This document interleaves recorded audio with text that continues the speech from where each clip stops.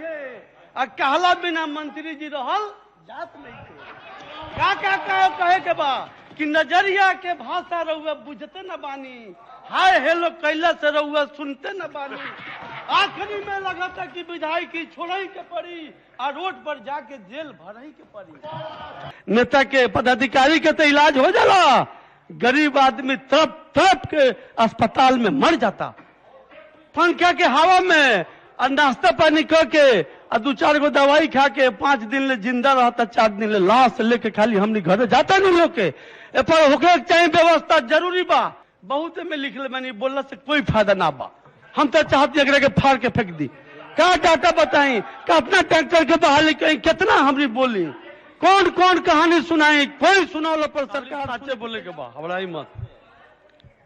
आदरणीय सभापति महोदय, मैं विपक्ष के द्वारा लाए गए कटौती प्रस्ताव के पक्ष में खड़ा होने के लिए, बोलने के लिए खड़ा हुआ हूं। अंतिम वार्ता है, हम लोग सुनते सुनते सत्यनारायण भगवान का जो कथा सरकार के लोग जो सुना रहे थे, सुनते सुनते मेरा कान पक गया है और हमको ज्यादा नहीं बोलना है। सत्यनारायण भगवान के कथा कान कब होता है? जब शंख बजाया जाता है। तो मैं विरोधी दल के तरफ से स्वास्थ्य विभाग का जो हालात है उस पर शंख बजाने के लिए खड़ा हुआ हूं। कुछ नहीं बोलना है, समय का अभाव है। क्या बोले नहीं बोले उसमें हुलबुला गए हैं उपाध्यक्ष महोदय। लेकिन हम अपने क्षेत्र की जनता का आभार प्रकट करते हैं, कल्याणपुर के लोगों का। जितना बोलिएगा बिना पानी पे हम आपका जवाब दे देंगे। क्या हाल है क्षेत्र का? सत्यनारायण भगवान का जो कथा होता है तो बिना शंख बजाए हुए कथा समाप्त नहीं होता है। क्या हाल है? सब लोग बैठे हुए हैं, अध्यक्ष सारे साथी हमने के लोग बैठल बा, सब लोग बैठल बनी। हम असली मुद्दा पर आवतनी जे का कहीं कहात नहीं थे आ कहला बिना मंत्री जी रहल जात नहीं थे। का कहे के बा कि नजरिया के भाषा रहुआ बुझते न बानी, हाय हेलो कैला से रहुआ सुनते न बानी। आखिरी में लगा था कि विधायक की छोड़ई के पड़ी और रोड पर जाके जेल भरही के पड़ी। क्या हाल बा अस्पताल के? क्या हाल बा जाई रहुआ क्षेत्र में? जब हमने के क्षेत्र के लोग के फोन आवेला कि विधायक जी पटना होता नहीं, पीएमसीएच में भर्ती करावे के बाद फुआ रौनक किया के लोग बेतिया के सुनत है। वो हमारा बाबूजी के संग विधायक नहीं जमुना यादव के, उनके लड़का है। हमने झूठ ना बोली। जब फोन आवेला पीएमसीएच में भर्ती करावे के इंदिरा गांधी आयुर्विज्ञान में, तो हमने के कलेजा कांप जाला, हड़बड़ाहट हो जाला, बीपी बढ़ जाला। जब अब का जवाब देवल जाओ, कहाँ भर्ती करावल जाओ? बॉडीगार्ड लेके हमने के अस्पताल में जाइले, झूठो के अपन सुपरिटेंडेंट के फोन लगाइले, फलना कर रहे हम सब व्यवस्था करते नहीं, सारा व्यवस्था हुई। पेशेंट बोले विधायक जी ऐसे बढ़िया लगा कि पटना ना आई थी, घर ही कहीं प्राइवेट में इलाज करा के मर गई थी। ये व्यवस्था बस स्वास्थ्य विभाग के।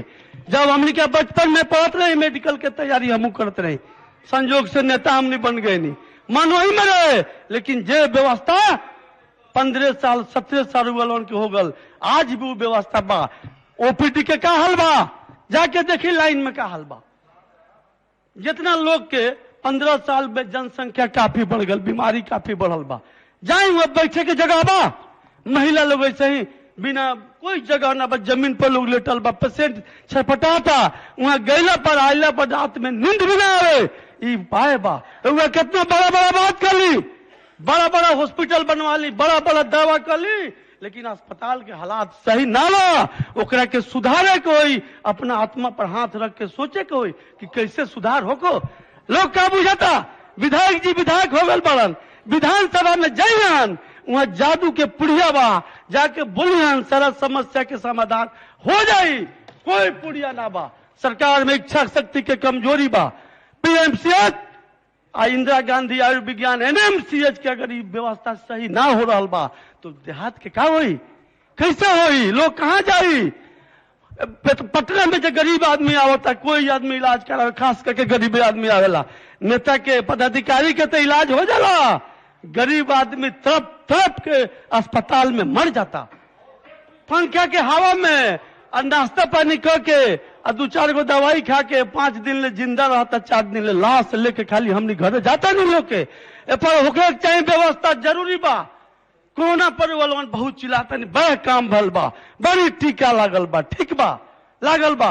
कोरोना के कहल बा प्राइवेट अस्पताल के लोग सारा डकैती करके जुर्म करके लोग के मरीज के जान मार दिलक, जहां भेजल, जहां व्यवस्था नहीं बन सरकार के कि फलना प्राइवेट अस्पताल में मरीज इलाज करा सकता।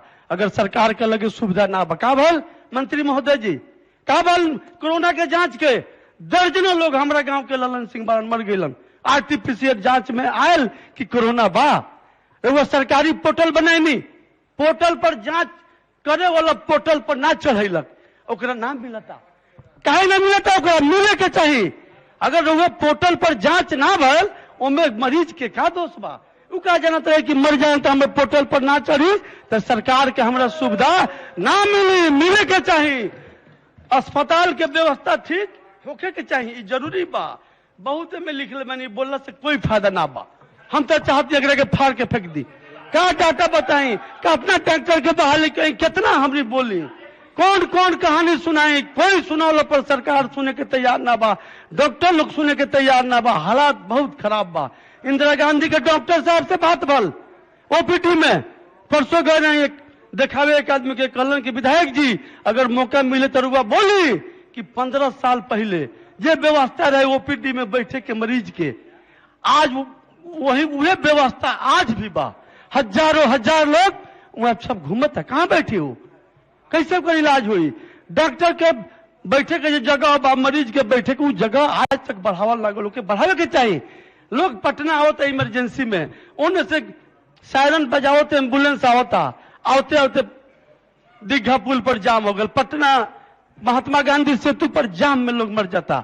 इतना दिन से सरकार बा, एक अस्पताल उत्तर बिहार का लोग ला, गंगा का वो पार अगर इमरजेंसी अस्पताल बन जाए, ये लोग आ रहे वहां भर्ती होके अगर ठीक हो जाए तो ओपीडी यहाँ सरकार बड़ा अस्पताल में ले। पहले इमरजेंसी के इलाज अगर हो जाए हाजीपुर साइड में, चाहे कहीं बन जाए इमरजेंसी के बड़ा अस्पताल, तो लोग जो आवत तो पटना उतना ना मरित, कुछ लोग के जान जरूर बन जाए।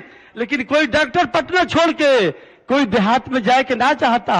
सब लोग मंत्री जी की हम पैरवी करा के पटना मेडिकल कॉलेज, एनएमसीएच में सब जहां सुविधा बाजे, कहीं दिक्कत ना हो के डॉक्टर साहब का, उन्हें लोग जाता। गांव के अस्पताल में देख ली, कहीं हमारा गांव में जो अस्पताल बा, हम पूछनी अपना प्रभारी से कि भाई हमारा गांव के जो बा पीएससी में के का भल नर्स डॉक्टर, वो देखा होता कि इतना काम होता। हमारे कल्याणपुर में 15 गो उप स्वास्थ्य केंद्र बा, 15 गो में मंत्री जी 10 गो चलता भाड़ा में, जौन 5 गो बा में कोई डॉक्टर ना बा, तो भाड़ा में गला डॉक्टर कहां से होता, और नर्स कहां से होता। ये मालूम कब भल जब एक आदमी हेल्थ पर भी कराएला कि हम लोग का भाड़ा नहीं दे रहा है। अरे भाई जब अस्पताल चल नहीं रहा है तो भाड़ा क्यों देंगे, सब फर्जरी हो रहा है, सारा गलती होता है, उल्टा पुल्टा। अब भाड़ा उठा रहा है, वहां कोई दवाई हो नहीं रहा है, ऐसे नहीं चलेगा। इस पर सुधार कीजिए मंत्री महोदय, हम आग्रह कर रहे हैं सभापति महोदय, उपाध्यक्ष महोदय के माध्यम से कि गरीबों का हम लोग को नहीं लेना चाहिए। उन्हीं लोग के दुआ से हम लोग इस सदन में बैठे हैं। सदन के विश्वसनीयता को बना के रखना है। सदन के मान जो इसका ईमान धर्म है, जो मंदिर है, उसको बचाइए और लोगों का जान बचाइए। इलाज का व्यवस्था कीजिए। अगर जिला अस्पताल में इलाज का व्यवस्था सही अगर हो जाता तो इतना हंगामा पीएमसीएच में नहीं होता। वहां अगर व्यवस्था को सुदृढ़ कर दिया जाए जिला के अस्पताल में, तो इतना सबसे अगर हम लोग को कोई परेशानी है तो स्वास्थ्य विभाग में भर्ती कराने के लिए 21वीं सदी में हम लोग जी रहे हैं। और कोई पेशेंट को सरकारी अस्पताल में भर्ती कराने के लिए जब तक विधायक पर भी नहीं करेगा, जब तक मंत्री जी का फोन नहीं जाएगा, जब तक सुपरिटेंडेंट से हम लोग को झगड़ा नहीं होगा, तब तक बेड नहीं मिलेगा। जब तक समुचित इलाज का व्यवस्था नहीं होगा तब तक इस सारा भ्रमंडल बेकार है। अगर ऐसा व्यवस्था रहेगा, अगर 2 साल में सुधार नहीं कीजिएगा मंत्री जी, तो 2 साल के बाद हम विधायकी से इस्तीफा देंगे। बेकार है विधायकी रहना। इससे बढ़िया गांव में चलिए, रिक्शा चलाएंगे, हम लोग ठेला चलाएंगे, रिक्शा ठेला वाले स्वाभिमानी लोग हैं, हमारे भाई हैं, उनका नाम लेकर हम अपमान नहीं कर रहे हैं।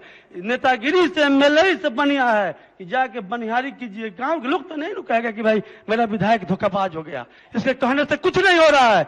मेरे अस्पताल में डॉक्टर नहीं है, पीएमसीएच में भर्ती नहीं हो रहा है, इंदिरा गांधी में ऑपरेशन का डेट नहीं मिल रहा है, एम्स में भर्ती कराने के लिए कोई सुनने वाला नहीं है। अगर बिहार के 4 अस्पताल में अगर लोग आ रहा है, लोग सुदूर गांव से, अगर भर्ती करा दीजिएगा सबको, अगर पैरवी का जरूरत नहीं हो तो सबसे यशस्वी, सबसे बड़े जो स्वास्थ्य मंत्री हुए सबसे आपका नाम ऊपर रहेगा। एक काम अगर इतना हो जाए, ये नहीं हो रहा है, अब इसको करा दीजिए। यही बात का अख्तरुल